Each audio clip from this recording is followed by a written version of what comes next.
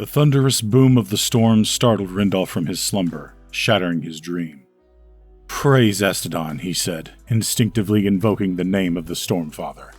His heart was racing, and he lay still for a moment longer, regaining his ability to think straight. The abrupt awakening purged almost all memories of his dream, yet a vague sense of loss and regret filled his mind. Shaking the feeling as best he could, he rolled out from beneath his old tattered blanket, stretched his limbs, and smiled. It had been over a month since this part of Caldria had seen rain, and he took the cloudburst as a good sign. "Today will be a good day," he whispered, rummaging through the pile of clothes in his small, dusty room. He found his gray shirt and dark brown pants. On multiple occasions his mom told him that the gray shirt brought out his deep hazel eyes, and the brown pants matched perfectly. "Rin, it's time to get up," his mother yelled to him. "The storm will be passing soon, and I need you to run to market for the weekly supplies." "Yes, ma'am," he replied as he laced his belt strap. Shuffling out of his room, he stopped to carefully pick at the pot of wash water from the stove, wrapping a rag around the handle to protect his hands. He stepped into the small washroom and filled the ceramic basin. The apartment was so small that he could place the pot back on the stove while still standing in the washroom. No sooner had he dunked his head into the basin, he reared back with a screech. The water was still cold. He took his mom's wolf-bone comb and brushed the tangles from his shaggy black hair. Grabbing the leather satchel that his father gave him a few years back, he headed to the kitchen for breakfast. He sat on an old wobbly wooden stool and picked absently at the splintered wood of the counter. "May I have a few extra tin bits?" he asked quietly, looking at his mother while she prepared a shopping list.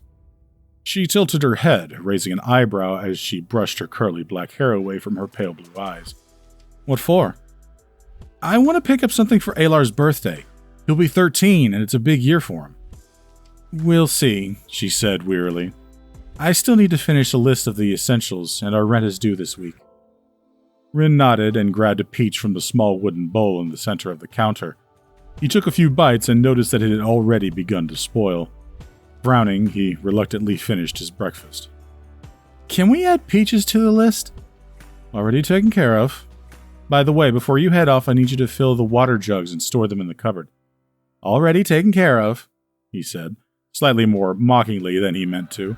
The sour taste of the peach twisted his vocal cords as he talked. He quickly glanced at his mom, smiling just in case she noticed the mocking tone, but she appeared not to notice, frowning at the shopping list as if it made her head hurt. At last, she put down her stylus and sat back with a small cough. Flexing her sore shoulders, "I can only spare 15 copper, but if there's anything left after buying the supplies, you can spend it on Alar if you wish." "Thanks, Mom. I'm sure it'll be enough. Mrs. Whiteley gave me a voucher for a free handcart rental since I helped her with the carts last week." "You're a very good boy, Rin." His mother placed the thick sheet of parchment on the counter. "Your father would have been very proud of you," she added. Rin smiled wistfully as he looked at his mother.